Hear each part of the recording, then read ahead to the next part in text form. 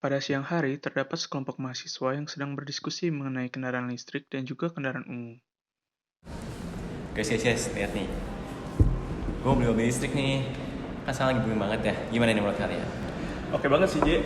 Habisnya di masa mendatang juga orang-orang bakal beralih ke mobil listrik. Jadi dihitung-hitung bisa buat investasi juga lah. Kalau gue gak setuju sih, Vin. Soalnya kalau mobil baterainya rusak, gimana? Harga mobil loh, mending kita naik kendaraan umum. Iya, apalagi kendaraan umum kan sekarang bisa pesannya lewat handphone. Jadi lebih gampang nggak sih? Terus harganya lebih murah karena suka banyak promo. Ih, kalau gue mah sekarang malas naik angkutan umum. Serem juga banyak copet. Bener banget tuh, J. Habisnya gue juga pernah kecopetan waktu lagi naik kendaraan umum.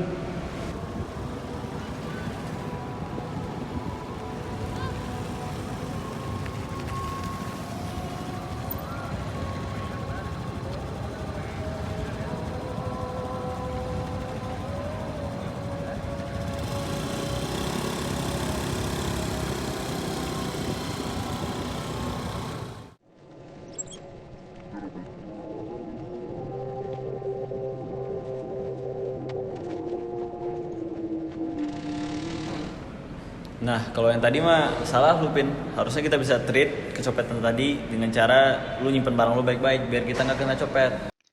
Kita dapat melakukan treat terhadap risiko pencopetan dengan memasukkan barang-barang berharga kita seperti handphone dan juga dompet ke dalam tas.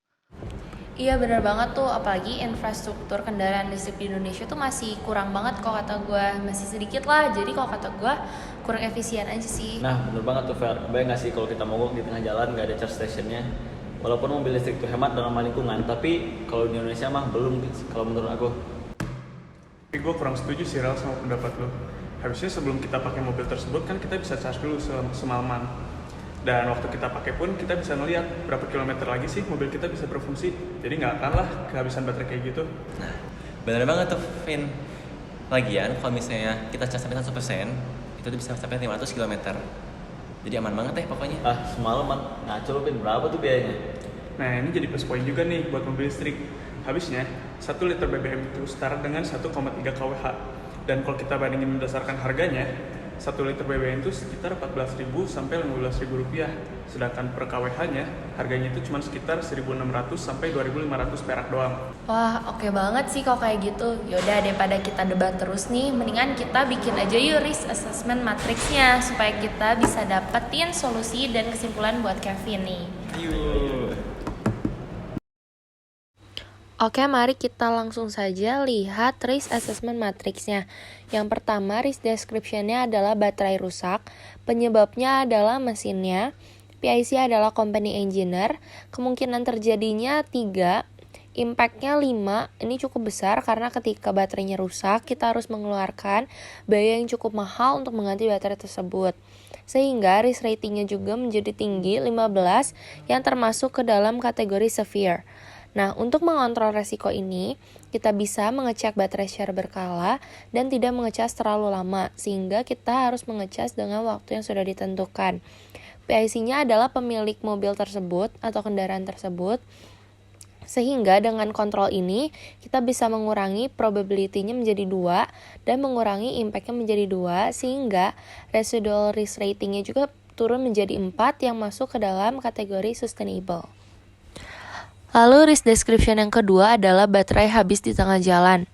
Penyebabnya adalah mesin, lalu PIC-nya adalah company engineer. Dengan itu, probability dari terjadinya resiko ini adalah 3 dan dampaknya 5. Sehingga risk ratingnya masuk ke dalam kategori yang cukup besar karena bernilai 15, yaitu kategori severe juga. Lalu kita bisa melakukan kontrol untuk mengurangi kemungkinan terjadinya resiko ini dengan menggunakan kendaraan dengan waktu dan jarak yang sudah ditentukan sesuai yang sudah dijelaskan tadi. PIC-nya adalah pemilik mobil tersebut atau kendaraan tersebut, sehingga dengan melakukan kontrol tersebut kita bisa mengurangi probability menjadi 2 dan impact-nya juga menjadi 2, sehingga residual risk rating-nya juga bisa menjadi 4 yang masuk ke dalam kategori sustainable. Lalu kita juga akan melihat resiko yang akan terjadi apabila Kevin menggunakan kendaraan umum.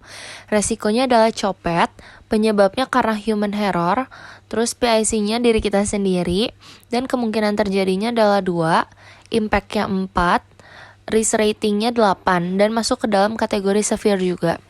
Untuk mengurangi terjadinya resiko ini, kita bisa menyimpan barang pribadi secara aman dan tidak sembarangan. Contohnya kita simpan di depan kita dan lain-lain. PIC-nya adalah diri kita sendiri. Nah, dengan melakukan kontrol ini, kita juga bisa mengurangi probability menjadi 1 dan residual impact-nya menjadi 3. Sehingga residual risk rating-nya juga menjadi 3 yang masuk ke dalam kategori sustainable.